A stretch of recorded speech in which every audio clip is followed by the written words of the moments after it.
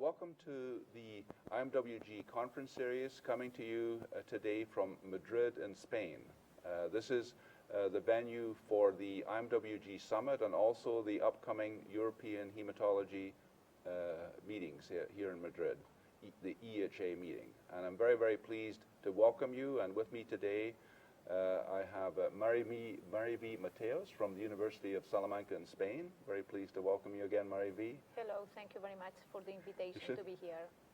And Dr. Joseph Mikhael from the Mayo Clinic in Scottsdale, Arizona. And also welcome back to this conference series program. Always happy to be here. So we're very pleased to be able to report some recent findings and discuss those new findings along with a lot of exciting data that have been building up over the last 2 or 3 years. And so it's good to see what do these new abstracts and presentations mean related to all these new important studies that have been published and presented over 2 or 3 years, actually. So for today, we're going to talk about 6 topics. We're going to talk about imaging in 2017. We're going to talk about what is the future for frontline therapy. We have a pretty good idea about what might be the standard of care, but what is going to be the upcoming standard of care? A huge topic for the last 2 or 3 years has been MRD testing, and so we need to think about where are we with that and how will it guide. I've focused on clinical trials where I think the decisions need to start. And then to talk a little bit about where we are in terms of risk assessment, how much do we use risk assessment in our standard approach to treatment. Of all of the new therapies that we have come up with, which ones are really going to make it? Which ones will have a significant benefit such that they could be approved and really add significantly to improve patient outcomes? And with all of this new stuff happening, what is the impact of cost, and how do we really figure that into our thinking in terms of our protocols now, the costs now, but also thinking ahead to what will be the ultimate cost for the future? And so let's start with the ideal imaging in 2017. And so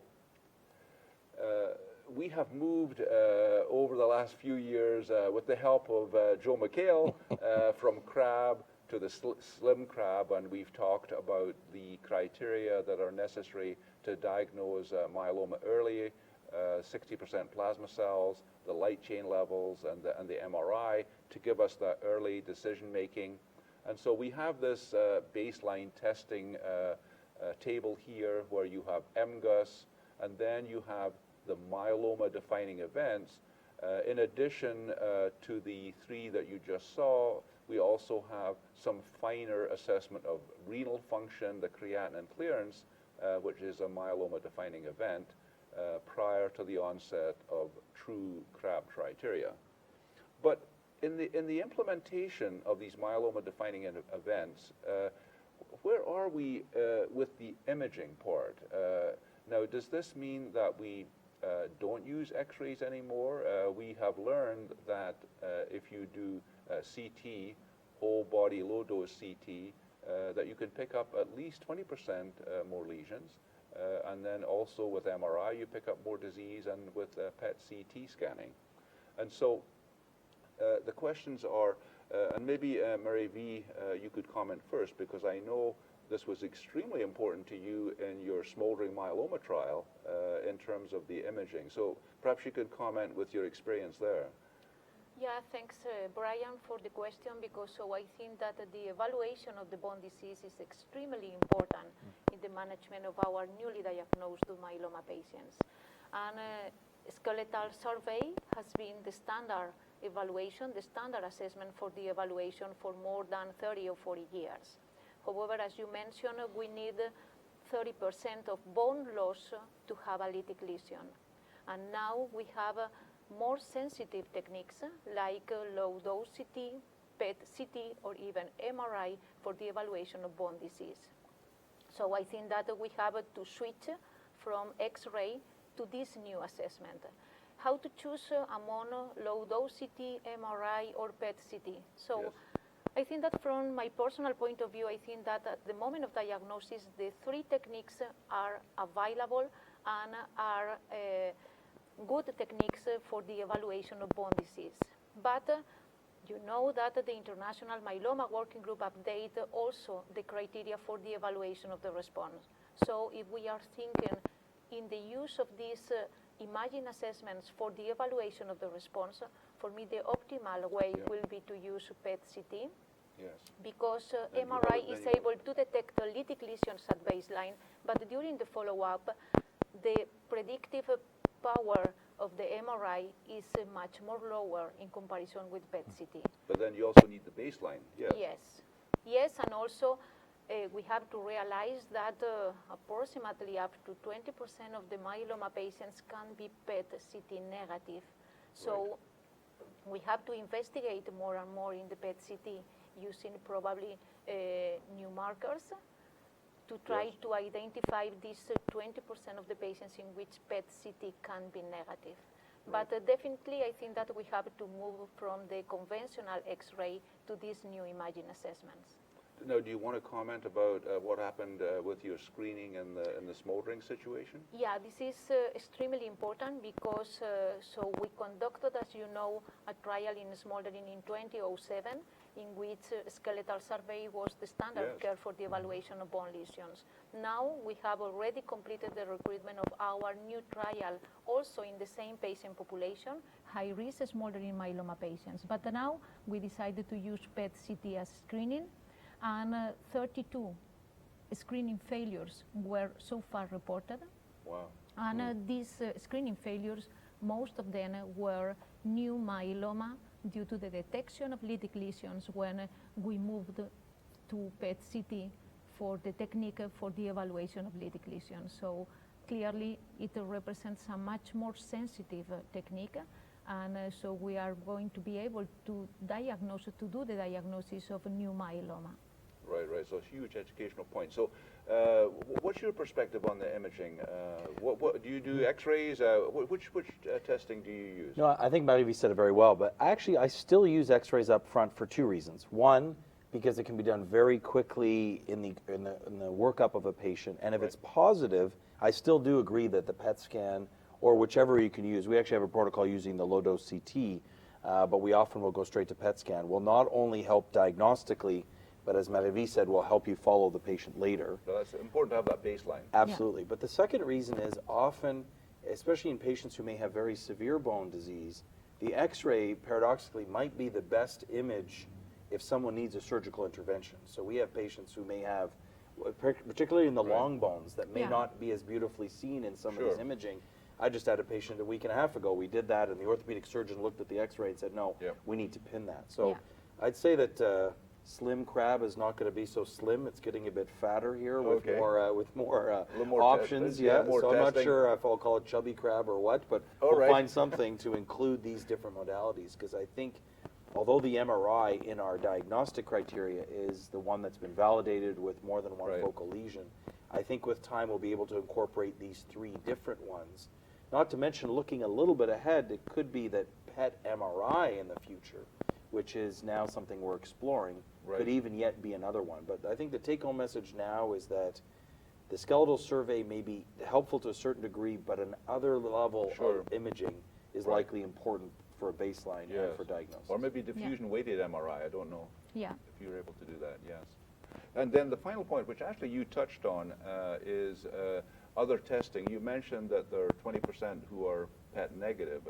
Do you have any thoughts about what would be a way to detect or look at those patients? Probably using new tracers for the PET-CT, able to increase the number of patients in which the PET can be positive. Probably this is the way in which some groups are investigating.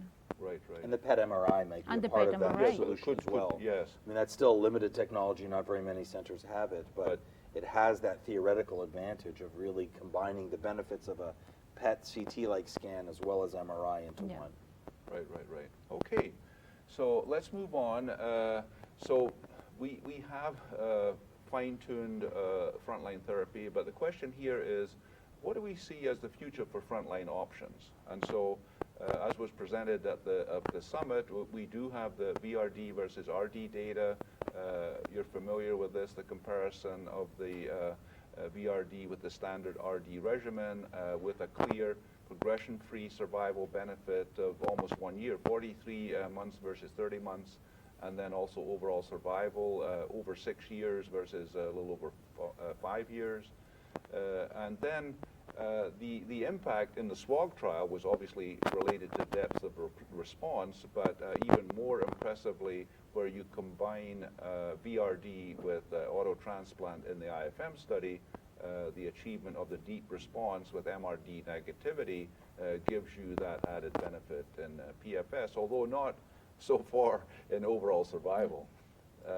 And so the question is, of the different drugs that are coming along, can one of these novel combinations maybe replace transplant, the use of auto transplant, or maybe can be used along with auto transplant? And so I'm going to be asking you about these regimens here. At ASCO, we saw darvolutamab. There's some tricky words coming along now. Darvolutamab, which is a checkpoint inhibitor combined with Revdex. Elotuzumab, given in addition to VRD, KRD versus KCD. It was good to see that this was actually rather well tolerated with some added benefit of the KRD versus KCD. And also in an early study to show that DARA can be given along with KRD, that phase 1/2 study from Dr. Jakubowiak. And so maybe I'll start with you first here, Joe, in thinking about what is the future for frontline. VRD is somewhat of a standard of care in Europe. If you don't have VRD, VTD one can use, and the question is, should we be looking to add DARA to that, or maybe should, with the Castor and Pollux data, should we be slotting in DARA as part of a triplet maybe up front, or so, and then what is the role of stem cell transplant moving forward? So, do you want to launch into this topic first? Sure, no, absolutely. I think first of all, we find ourselves in a good situation in the sense that VRD still has an extraordinary response rate. So we definitely have a very good base to begin with.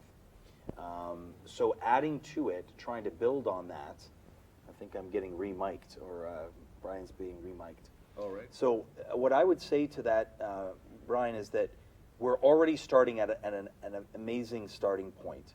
So to add to that, we always want better, so I think that's reasonable. But in doing so, we have to be very careful that we do it in a way that is not very toxic to the patient. We want to be careful of the side effects that we see.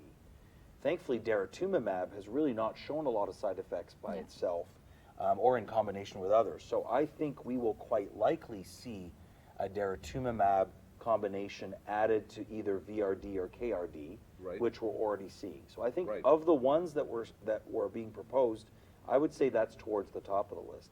I'm a little less impressed with the other antibodies. The elotuzumab had more toxicity than we would have expected. The darvolutamab, as you mentioned. To be blunt, I'm not convinced that class of drugs has tremendous activity yet in myeloma, and to use it up front right away may be a little bit premature. I'd rather see it prove itself in the right combination in the relapse setting. Right. So I'd say that we're already have a great base of VRD. Let's up it a bit more, probably with daratumumab, but obviously we need prospective trials to prove it. And as we'll discuss later, that obviously increases costs, so we want to find a way to limit that. Do that in a cost-effective way. And then lastly, I would say that right now, the evidence we have is a transplant still has a key role in myeloma. That even the big IFM trial, RVD versus RVD plus transplant, the transplant still had a contribution. So I don't think we've supplanted transplant yet in myeloma. Yeah, so you're looking at maybe a 4-drug combo incorporating DARA, but also including the transplant. Yeah, I agree, and I basically agree. I think that VRD is an excellent platform in the upfront setting, I would say, for all transplant and non-transplant eligible myeloma patients. And we will build probably new combinations, replacing bortezomib by carfilzomib or ixazomib, and adding the monoclonal antibody. I agree with Joy that now daratumumab probably is the optimal monoclonal antibody to be added, because it's true that we have solid results coming from data in relapse and refractory setting. And this is not the case, for example, for durvalumab, the PD-L1 monoclonal antibody, in which we don't know any data in relapse and refractory. So it is very speculative to say that the results are going to be extremely good in the upfront setting. I think that we have to be careful and we have to be cautious with these new combinations. And concerning the role of transplant, also I agree that I think that transplant today can be a complementary strategy rather than alternative strategy. Yes. However, if you look at the results of the French trial, it's true that the PFS is superior for the transplant arm, but there is not any benefit in terms of overall survival. And I think that this is good because so we can have some patients that they don't want to receive the transplant up front. So probably we can show them these results saying, okay, the survival is going to be the same, and if you want, you can receive the transplant at relapse, because what is interesting is that in the French trial, almost 80% of the patients were able to receive the transplant at relapse. And for me, this is a good news. This is a very important point, yes. So do you expect in the IFM study where the transplant was done up front that the curves will ultimately split at 5 or 6 years, or what are you expecting? In overall survival? Yes. What are you expecting? So I think that it's becoming more and more difficult to see benefit in overall survival because we have a very effective rescue therapies. Right. And so I think that it is going to be difficult. Right. Because in fact the trial was conducted in France, so I can envision that the rescue therapies will be more or less homogeneous in all patients. Right. Because from my point of view, for all phase 3 randomized trials conducted around the world, the rescue therapies can be completely different in the US than in Romania, and for example. Obviously a big and problem. This is going to be influence the overall survival. But in this case, I can envision that the rescue therapies are going to be homogeneous, and I don't know if we will see benefit in overall survival. Probably we need a longer follow-up. Right, right. So one of the things that came out of ASCO was some data on the checkpoint inhibitors, and also actually ELO in the frontline setting. For me, rather than looking at efficacy, I was a little bit more concerned about some side effects that were reported. Maybe, George, you want to comment about that for both of those? I mean, I think we appropriately think of monoclonal antibodies, for example, as a therapy that's not very tough on the patient, because we've had so much experience with daratumumab, and even in elotuzumab in the relapse setting. Now, it may have just been an anomaly in this study, but that Laubach paper or abstract that added elotuzumab to VRD had significantly higher infectious rates and serious infections that raised a lot of questions. It was a very good discussion at ASCO as to whether or not this was, if you will, bad chance or bad luck per se in these few patients, or if this was a signal. But you're also right with the checkpoint inhibitors. Some of the immune reactions that patients can have, especially in myeloma, where the immune system is such at play, as opposed to many of the solid tumors in which these drugs have been approved, is also a caution point. I think Marie-V commented on that quite nicely as well, that we want to be very careful about bringing this to a newly diagnosed patient population until we've validated it a little bit more so in the later population. Yeah, and monitor those immune effects. Exactly, understand them a little bit better. Yes, we do have some interventions with the tocilizumab, and we have ways in which we can abate those immune reactions, but not in 100% of patients. Yeah, but let me add one important comment, because I think that the immune side effects are relevant when we use checkpoint inhibitors, but we have to realize that we always use these checkpoint inhibitors with dexamethasone. And the use of dexamethasone is going to abrogate these immune side effects. So we have a large series of patients treated with pembrolizumab in combination with lenalidomide and dexamethasone. And I can say that the safety profile is very good. And probably dexamethasone has an important role. Very important part. Do you think that that once a week dexamethasone is going to be adequate, or maybe? No, Maybe just that- 40 milligrams weekly is enough to control these immune side effects. So to control the development of these immune side effects, because in fact the frequency is very low, and I would say that lower than the rate observed in solid tumors when these checkpoint inhibitors are given without dexamethasone. Interesting. So including the thyroid, which Yeah. has been the one that's been highlighted in the melanoma trials, for example. Yes. Okay, very, very good points.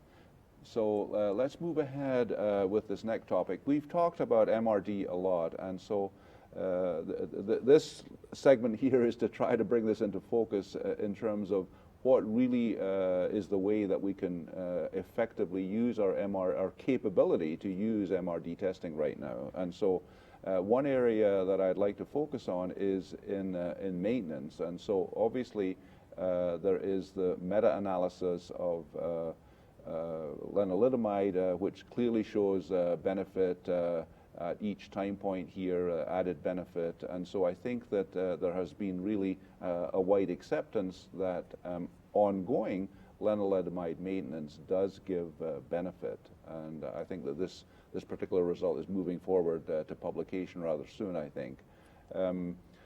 But the aspect of maintenance is that as you move through maintenance, patients who've gone through induction, transplant consolidation, and then maintenance, during this maintenance point, they are slowly reaching that low MRD level. And the question now is, can we stop? What do we do if they become MRD negative? Can we stop? What should we do if they're still MRD positive? And so there really is a focal point at this point of maintenance where we have patients who maybe have taken maintenance for 1 or 2 years, become MRD negative, as I have here. Can we stop? And then what to do about the MRD positive patients to continue or to change? And so, Mary V, perhaps you can comment on this first, because I know that's been an area of interest to the Spanish teams. So I think that this is a relevant question, and everybody usually thinks on the way in which you are showing in this slide. Yes. So when MRD is negative, stop. Right. But when you look at the sub-analysis conducted in all trials in which lenalidomide has been evaluated as maintenance, CR patients benefit the most of maintenance. So why to stop in patients with MRD negative? Right. This is an important point. And the second point is MRD positive, all patients have to continue. What is the rationale? Because we know that some patients, even with MRD positive, have an excellent immune profile, and this immune profile is able to control the small clone of minimal residual disease positive. Right. So for me, I think that maybe the correct answer is the opposite of what I have. the opposite, or I would say that in clinical trials, so we have to randomize the patients in MRD negative and in MRD positive to receive maintenance or not, or to continue, yes or not, to have the right answer. Because for this MRD evaluation, I think that the flow cytometry is ideal, because so we can evaluate not only the clone of plasma cells, we are going to be able to evaluate the immune system, all cell populations. And I think that the total evaluation of the bone marrow compartment is going to give us important information that can be useful in the future, even to decide if this patient has to stop treatment or has to continue.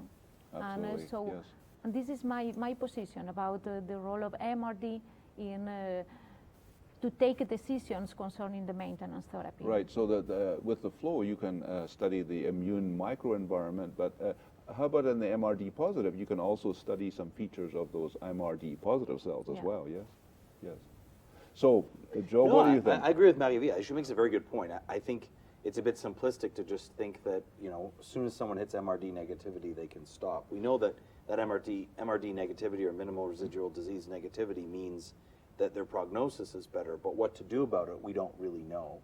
And I really like the way Marie V's explained that. I think we have to put everything in the context of the patient, seeing what are the other uninvolved immunoglobulins, what does the flow pattern look like. There's lots of the complexity to decide. But Brian, I look at what we've just been discussing in our working group here, Right. I was struck when we came to discuss at the end of our meeting all of the different trials that are proposed, how many of them are prospectively trying to answer this question by including MRD testing in the plan. Right. You know, we've been at this conference series now for several years saying MRD is becoming legitimate, MRD is making sense. Oh, if only we would design trials to do it.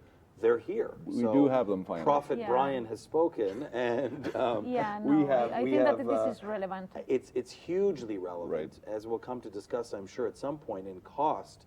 Because the motivation to stop the drug is multifold. I mean, most patients would really like to know, could I stop so that I don't have any further side effects? But also, it affects the wallet of the patient and of the system. So I think there's an incentive to try and realize that myeloma is so complicated. I think at the end of the day, that we could have patients who are going to have to be on treatment for their whole lives, unfortunately. And there are a lot of patients in whom we can stop. And my last point about MRD is a bit complex, but paradoxically, we have some people that live very long with myeloma that have never reached CR, let alone MRD activity. So it's MRD positive, very That's important. And I think that immune profiling helps because we look back and we say, oh, most of these patients were hyperdiploid. Most of these patients had other immunoglobulins that were normal. Most of these patients had, if you will, an immune profile that looked strong. There was just this little bit of dust in the corner of myeloma still sitting there, almost like they're MGUSs again, but the rest of the patient was well. So I think these kinds of studies will inform that so that you have an individualized treatment plan for each patient. Are you the patient that needs to stay on longer? Can you stay on shorter? And I think ultimately we'll have a better informed decision. But you need large trials which are powered to look at these subsets from the outset for the trisomy patients, for the high-risk patients, so that you have enough patients in each group. But if the studies that were being proposed today, some of them had, 1,500 people in them. So this is becoming more normal in that 1,000 to 1,500 size trial. Yes. Okay, very, very good. And we'll come back to this related to cost, just thinking about both lenalidomide, but also increasingly just to be thinking about is daratumumab. A key question for daratumumab and isatuximab is, is there a time when you can stop it safely? But very, very helpful discussion here. And so moving into this area of risk assessment, so we also have talked about the classification of risk, which we've done a lot about for many, many years. But the question is, are we making any headway in terms of action? What do we actually do about this risk assessment? And so we have this broad classification here of the high risk, intermediate risk, and standard risk. And actually, we had a really excellent discussion this morning from Dr. Saad Usmani, who really overviewed the high-risk group very nicely in terms of classification and then options for therapy. But the question is, this is from the Mayo Clinic, and so perhaps you should comment about this first. The MSMART team have been at work, and this is their most recent version of what do you do related to risk. The yellow circles indicate that you mostly use VRD, certainly for the standard and intermediate risk, and the lone exception for now, at least, until we have the VRD versus KRD comparison, is to use the KRD for the high risk, and we do have some data on that. And then in the transplant ineligible, and Mary V, you can absolutely comment on this, and linked in with this upcoming Spanish trial. For now, it is possible to use VRD across the board in the transplant ineligible. But the question is really beyond this. If you have this information ahead of time, how do you approach the patient in terms of your initial selection, certainly thinking about maintenance and your whole approach to the management of the patient? And so I don't know who would like to jump into this first, but when you get that risk assessment back at the beginning of therapy, how do you adjust your approach these days?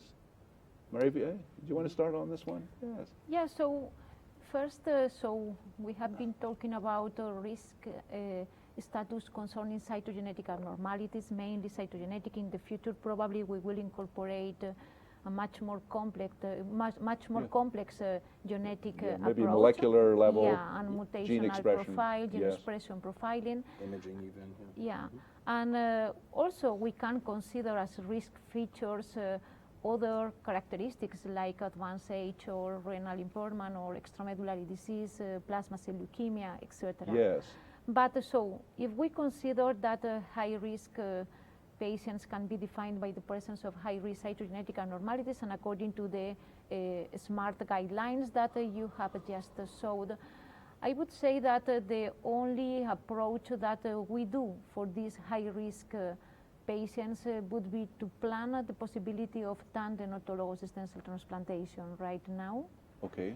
Using an induction, of course, based on proteasome inhibitor and immunomodulatory drugs. I think that when we evaluated the results of the trials conducted in relapse, combining proteasome inhibitors, immunomodulatory drugs are much more effective in high-risk cytogenetic abnormality subgroup of patients. So this has been translated to the upfront setting, and I would say always proteasome inhibitor IMID. Yes. Tandem transplant for patients with high risk, this is what we do. Yes. And concerning maintenance, I would And say... this is a key point, so that people say, well, what is the impact of transplant in the high risk? But it's better to do the transplant, right? Yeah, and probably better to do the tandem transplant, although according to the stamina trial, the results can be conflictive. Yes. So we continue doing tandem transplant for patients with high risk. And concerning maintenance, I think that there is, from my point of view, a question mark, because so lenalidomide alone for high-risk patients, I think that probably is not enough. And SMART guidelines consider the use of bortezomib in patients with 4/14 translocation, and I think that it's completely perfect. But if I have to envision, I think that in the future, probably for high-risk subgroup of patients, we will use probably lenalidomide plus the proteasome inhibitor of oral administration, ixazomib. Yes. And I think that this would be, from my point of view, an ideal combination to use as maintenance in high risk. For standard risk, probably lenalidomide alone is enough. And for 14 translocation, bortezomib as maintenance, I think that is more appropriate. Okay. So No, these are the MSMART guidelines. So hopefully you somewhat agree. Yeah, I better agree with my guidelines. But no, I think you've made some excellent points. I mean, I think the point is where people have been afraid of this kind of risk stratification is when they feel that we've undertreated the people who aren't high risk. And I don't think that's what we see in our recommendations now. I think there are subtleties that knowing a patient has high risk disease becomes important. Right. If I know, for example, that someone is P53 deleted, then the depth of response before transplant is a little bit more important to me. Yeah. When I come to start their maintenance therapy after transplant, I may not wait till day 100. I may push to start it between day 60 and 80, because I know that it's a faster running engine. Yeah. And if that gets going again, that disease can be hard to control. So you're kind of fine-tuning your management along the way. Correct. And then looking ahead to the future, I would say we are now developing drugs that are specific to some of these cytogenetic abnormalities. We've seen a use of venetoclax in patients with translocation 11-14. Yeah. So to know that up front might influence your strategy. Although it's early, there are some drugs being looked at for P53 deletion in particular. So I still think having that information up front is helpful. And the last point about that is, if you have it up front and then we repeat it at relapse and something has changed, it then further tells you about the evolution of the disease. Right. So I think it influences your thought pattern of what you treat with, but also some of those details of the specifics of how we do that treatment. And then indeed, of course, informing us at relapse. We don't do as many of the tandems because we feel with a good induction therapy with VRD or KRD plus a single transplant, most patients are very deeply in response. But as you mentioned, we tend to add a maintenance strategy that's more than just lenalidomide. And I think that minimal residual disease is extremely important in this high-risk group of patients. Yes. Because, so Bruno Paiva published in Blood 1 year ago that patients with a high-risk cytogenetic abnormalities and MRD negative have a similar outcome to patients with without high-risk cytogenetic abnormalities and MRD negative. So MRD negative can be able to overcome the poor prognosis of the presence of high-risk cytogenetic abnormalities. And although we previously discussed about some patients with myeloma that are able to live for many years, if the patient is at high risk, I would say that minimal residual disease is extremely important, and we have to try to reach it for all high risk. I completely agree. I think that point, Right. in fact, we look at our long-term survivors who have still had some disease present. None of them were high risk, essentially. Absolutely. They were all hyperdiploid or lower risk disease. So I think that, and that's why I mentioned it factors in even the pre-transplant response. We want to see a debulking very quickly of that tumor. Right, right. And so how do you look at some of the new information, not so new, but I mean, we have the venetoclax information that would give a precision approach for 1114, and then certainly pomalidomide seems to be something to consider in the 17P to move those drugs maybe more to the front in the higher risk patients. And then also we have selinexor that maybe is something to look at in the higher risk population. So for the new approaches, what do you see there, things to introduce for high risk? Yes, so you said that venetoclax probably is an excellent option for patients with 1114 or overexpression of BCL2. So Correct. at the end, we are going to be able to select specific drugs according to specific patients. Right. And I think that this is individualized therapy or personalized therapy, or I don't know what is the correct word, Right. but Yes. at the end, we are going to be able to individualize the therapy according to the characteristics of each patient, and I think that this is good. I agree with the pomalidomide effect in patients with deletion 17P, although I think that these results have to be confirmed. Yes. Because so now pomalidomide is effective in patients with deletion 17P, but these patients had previously received at least 5 prior lines of therapy in approximately 5 years. And according to our prior discussion, these patients, I think that the survival for this patient is extremely longer than expected. Why? Yes. Probably because this group of patients are not so bad. Not fully high risk. Yeah. Yes, a good point. So Very, we very need good point. Confirm Yes. these results. Right. Yeah, I agree. I mean, I don't think we see that these drugs like pomalidomide have a suggestion that they can help, but nothing has truly overcome the high risk feature of P53. Right. And I think the general approach, until we have a much more boutique-like approach, is we have to be a bit more aggressive in high risk than we would be in standard risk as a sort of general take home. Right, right. Okay, very good. So we've covered what's available to us now. We keep hearing about a lot of new drugs, especially in the area of immunotherapy. And actually here at the summit, there was an immunotherapy subgroup, and I can't count the number of therapies that they had listed on the slide. It was like 30 or 40 different new therapies that are coming along. So the question is, what are the likely ones to make progress? We were very, very lucky. In 2015, we had 4 new agents approved, which means that here in 2017, we do have those 4 plus the ones that had been approved in 2012 and 2013. And so the new question is, looking in the relapse setting where new drugs are being evaluated, what do we think about what's coming along next? So at ASCO, I would say that we, as expected, and I think actually, Mary V, you gave an overview update on those 2 trials yourself, actually, but there were separate presentations about the updates for the DARA VD and the DARA RD, basically confirming what we've seen before in terms of achieving MRD negativity with the combination, which is certainly very exciting in the relapse setting. And then, Joe, you presented the isatuximab, POMDEX, and then very, very early data on the randomized study, and the checkpoint data in combination, some early reports. And so we do have these results coming forward.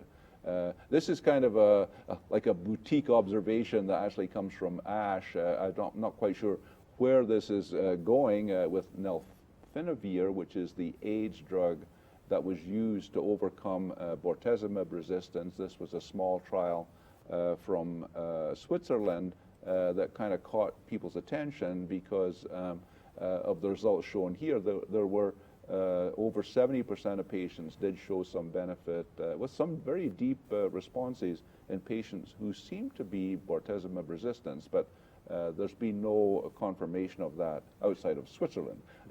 So, and so the question is, of the new therapies that are coming along, these were just the ones most recently presented, and we've talked about, yes, we have DARA, which is safe and effective. Of those new ones, which ones will really be sufficiently good to have an added impact? Maybe you could go first, Joe. Sure. It's tough to be prophetic of the future, but you know, I think you've highlighted a few of them. I would say that the drugs that we'll probably see in the near future in myeloma, three that would jump to mind. One is as we've seen it used in other diseases, is the venetoclax, Yes. as you mentioned, because it seems to have a particular effect in patients who have translocation 11-14 and may have a more broad effect when combined with bortezomib to overcome bortezomib resistance. Right. Not sure about the nelfinavir yet, so I'll leave venetoclax in that category. The second drug would be the selinexor drug, Okay, which yes. we've used, you know, a brilliant design as a export inhibitor, nuclear export inhibitor, which even in patients who are truly refractory to the five big Yes. drugs, bortezomib, lenalidomide, carfilzomib, pomalidomide, and DARA, showed a response rate. Yes. And this is selinexor dex in the STORM trial. Correct, in the STORM trial. And then lastly, and again, I presented it, of course, but is isatuximab, which is, you know, another CD38 monoclonal antibody. Now, daratumab has clearly filled the space. Yes. Just this So last which, how much space is left? Well, there isn't a lot of space. You know, daratumab just last week was approved in combination with PomDex. Exactly. Yeah. And so the ISA PomDex, although we're pursuing this, we're already engaging patients in the study. It may not be the only monoclonal antibody in that Right. space. But you know, the way I look at it, in a disease that we're not curing yet, but we're getting closer to it, of course, the more options we have for patients, the better. Okay. There's a few benefits to the isatuximab. It's about half the time of the infusion of DARA. Well, this is an important point. Yeah, it is a very big important point for patients. It's a huge point. You know, our DARA patients, we schedule them for 9 hours their first visit, Right. and 5 hours every subsequent one. In ISA, we give the first one under 4 hours, and the subsequent ones between 2 and 3 hours. So So this it's could be considerably important. shorter. Okay. Now, eventually, we'll probably have daratumab subcutaneous. Subcu, but That's it's a few taking years a away. little while. But Yeah, that's going to be a couple years away. So I'd say at least I would be watching the path of those three, of the Yes. venetoclax, the selinexor, and the isatuximab. Do you see any place for the other CD38 monoclonal antibody, more 202? More 202? Yeah, good Well, point. there's more. More. More. One additional more. Yes, play on words. Yeah. You love to play on words. Yeah, We'll I leave this do. to you. Well, I mean, my thought there is similar to what I've said. Yeah. More in this space is better for patients because there are patients that have certain side effects to certain drugs and not another. It may influence the cost discussion. If there are more competitors in the Yeah. market, that's Might a good be. thing, The frankly. Yes, cost to come it down, could. yeah. Although being the third to the party might be difficult for more 202, but nonetheless, again, I would support an active agent that has activity, that is well tolerated. Yeah. You know, we want those drugs Yes. available to us. We want more Even cards the in the deck, as it were. infusion-related reaction is inferior in comparison with isatuximab and daratumumab, but I don't know if the reason is, again, because MOR 202 has not been evaluated as single agent, but in combination with DEX. That's I right. don't know if this And is... then I also heard there's some like mucositis, I think it is, that has a special side effect with the MOR compound. But I don't think it's been don't seen know. at a high enough number Is for that- us to be is that right? concerned yet, but obviously time will tell, Tell. as because the trials are ongoing, and I think Right. we'll probably hear at ASH this Right. year of their most recent studies. right, okay, so it doesn't sound like anything spectacular that I I haven't mean, the been other, of aware course, of. are the checkpoint inhibitors, Yes. as we've mentioned. But Yeah. again, I would just be a bit more cautious in a drug that hasn't shown single agent activity, that can potentially have some challenges. Although you mentioned well in your pembrolizumab study, you've very well controlled side effects. But we'll see. I mean, I go back to my central point. The more the better in terms of agents Sure. for our patients with myeloma. I just want to make sure we're bringing drugs that are effective, that are going to be safe, that are going to be reasonably, ultimately contributing to the price of the regimens we use. But I'm not sure we're on the verge of seeing a checkpoint inhibitor approved in myeloma. I think those other three we'll probably see sooner than we would. Yeah, we have to wait to know the results of the phase 3 randomized trial. There is one phase 3 currently ongoing, Pomdex plus minus pembrolizumab. So Right. I think that we have to wait. Wait for that, Yeah. yes. Okay, very good. So I thought it would be good to just go a little bit more into detail. Some others, the ones that we haven't talked about so much, we've touched on the checkpoint inhibitor, selinexor, but a lot of discussion coming out of ASCO on the CAR T front, especially with the results of the Chinese not really a compound, but product, I would say. And so the studies are very small. They've shown some patients achieving fantastic response out to maybe a year or maybe 18 months. But really, I'd be interested from both of you to think about, well, BCMA is the main target, but how do you look at CAR T cells for the future in terms of efficacy, and then also any comments about the toxicities? Well, my thought would be, everybody's excited about it. Patients come all the time asking about it. And I don't want to sound like I'm the dissenter by any means, but I'm still cautious. I mean, realistically, less than 100 patients have been reported. In total? In myeloma and CAR T cell therapy. Yes. Number two, we sometimes seem to have a different toxicity acceptance in CAR T cell therapy. I mean, some of these first patients, out of the first 9, the cytokine storm, 2 went to the intensive care unit.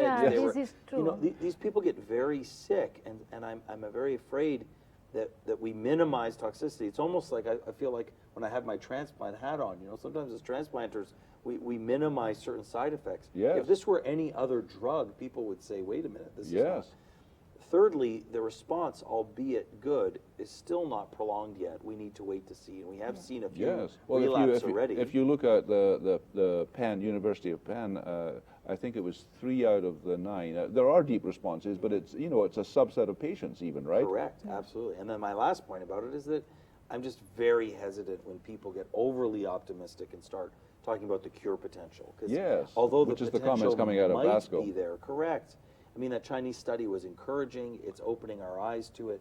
But this is going to be an incredibly challenging portfolio of treatment to bring to the average myeloma patient. Right now, this is not only in the academic center, this is in very few highly specialized. I mean, I know we're opening one. We have one open now at Mayo Clinic, but it's not easily accessible. And until it's been refined, until it's safer, it's more effective, we understand the target better, we understand T-cell manipulation better, I'm a little hesitant to think that it's going prime time. So I don't want to push down anyone's excitement, and the patients watching today, I don't want them to say, oh, Mikhael said CAR T-cell doesn't have a future. CAR T-cell absolutely has a future, but I just think we need to approach it cautiously and take our time to do it right. So is the Spanish team cautious about the CAR T-cells? Yes, of course, because so as Joy mentioned, so even the production is not easy, so we don't know how and the expense on the production, yes. And so I think that in spite of the CAR T cells,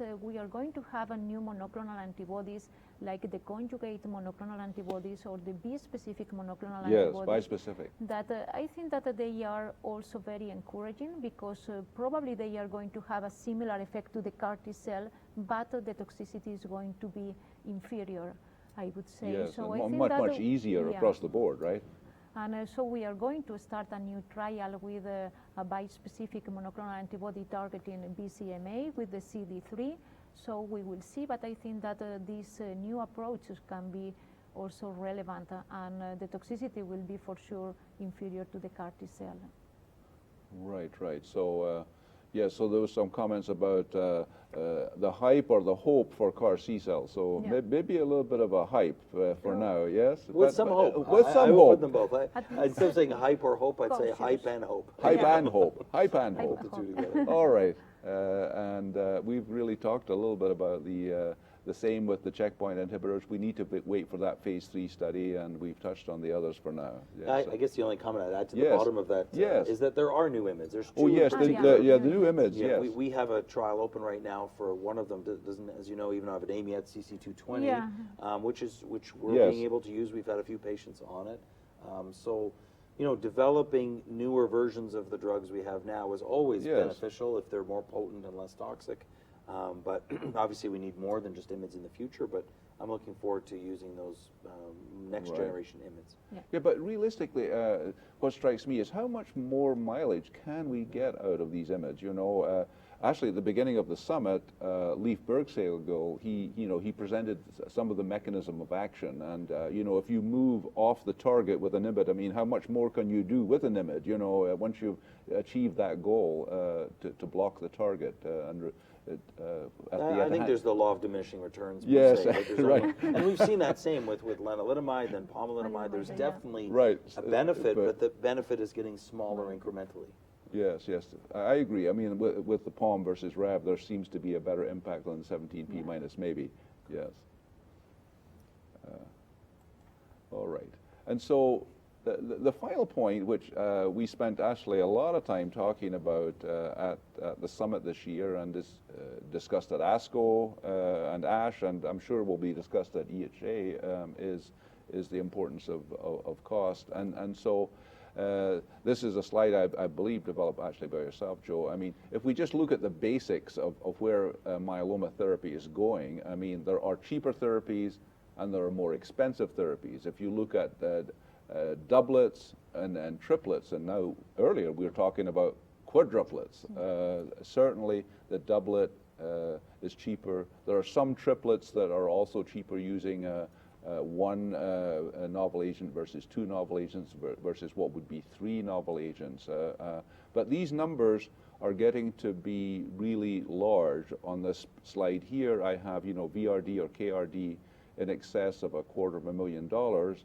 And at ASCO, I don't know if either one of you were there, but there was a presentation actually from MSK that the total cost for a new myeloma patient could be $500,000, and then extending through an estimated 39 months of maintenance, it took the cost out to about $1 million, you know, for managing one myeloma patient. And so so the question really is, how much do we think about costs in the big picture in terms of planning our combinations? We want to look for efficacy, right? We're looking for efficacy, but is there a way to achieve efficacy but also to consider costs?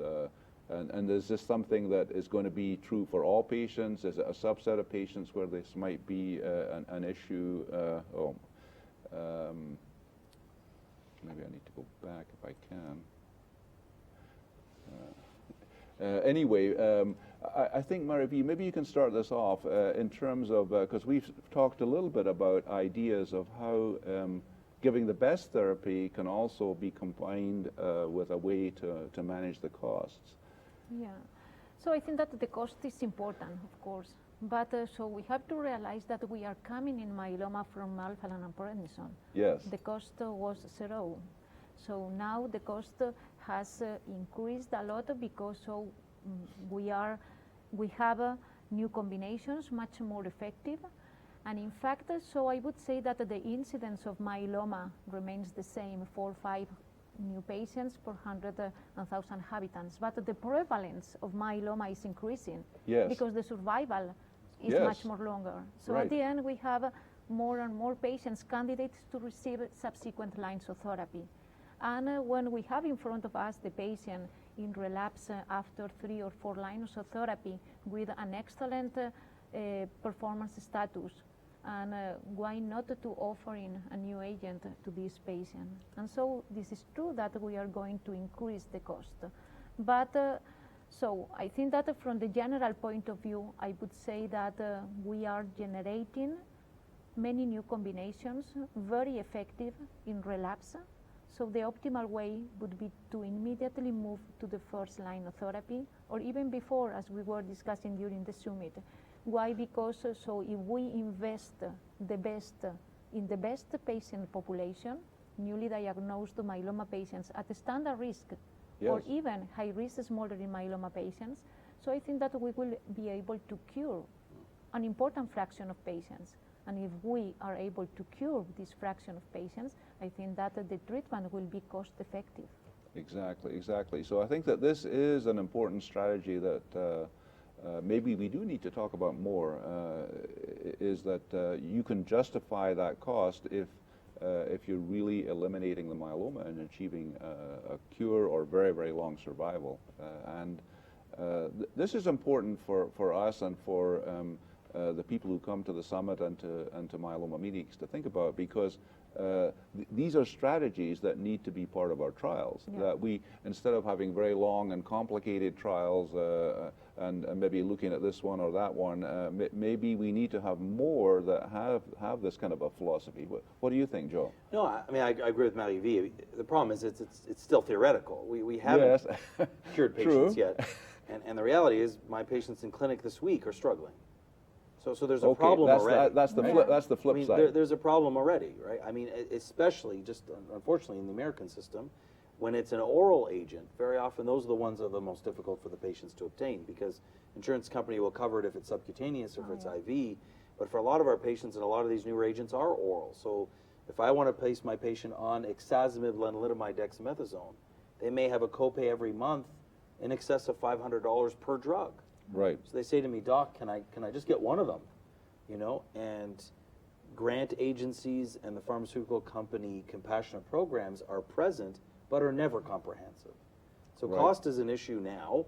Yes. So cost will be an issue in the future. So I agree with the principle that it'd be great if we found that optimal combination, hit the disease hard up front, like we did with diffuse large B-cell lymphoma, where we found that combination that basically cured 60% of people. Right. People are concerned about that cost up front, but we were able to cure 60%, which was great. I'm not sure we're going to be able to do that with myeloma. So part of the solution would be, yes, developing the right combination up front, doing these MRD-like studies as we've described, because maybe there are people that don't need lifelong treatment, that can have their treatment stopped. But then hopefully with more of the drugs paradoxically in the system, that it drives a bit of the price down. And then, of course, there's the issue of our advocacy and what the IMF does and what patient groups do and what we do as individual practitioners to not accept these skyrocketing costs, not just of the drugs, but obviously all the bigger picture, because there's so many more than just the drug costs. But right now, I mean, we look at a VRD-like combination. Yes. If we add daratumumab to it, that's probably around $40,000 a month. Yes, yes. And that's just not sustainable. Right, right. And so it drives us, as you say, to get the right combination, but to also advocate for our poor patients who are often left with a significant enough proportion. We used to say, oh, what's 10% of the cost?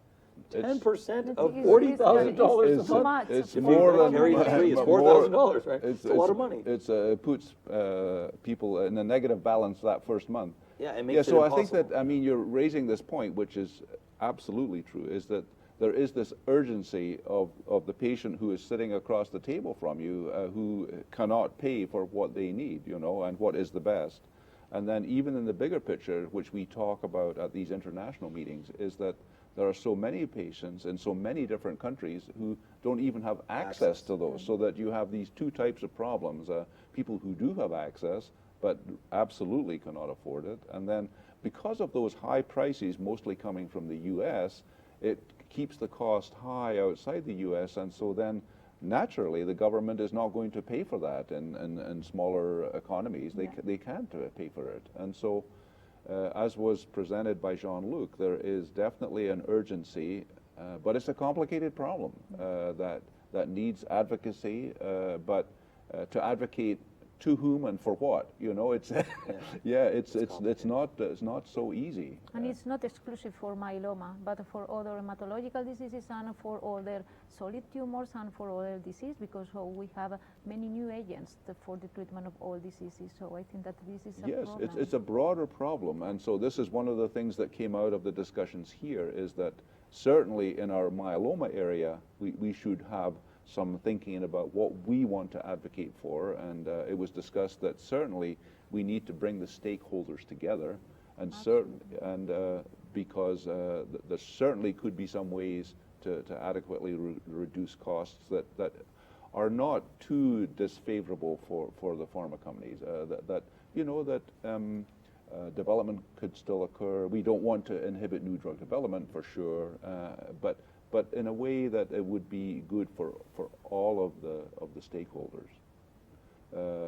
But once we have our plans in this larger community, not just for cancer, but for neurologic diseases, all kinds of diseases, very expensive drugs that need to be managed. So if we move forward to what I showed you before, which is our last slide, I think that we are very pleased to have this coming to you today with the support of our sponsors, and I really do appreciate Mary V taking the time, a very, very busy schedule. Today, Mary V has been back and forward to Salamanca already, and Joe, so many meetings where we have to present and discuss these topics. So really appreciate you taking the time to give us your thoughts and opinions about these important topics, and hopefully it's helpful to those of you watching us now and recording it for the future. So thank you very much, and to our sponsors. Absolute pleasure. Thank you. Absolute pleasure.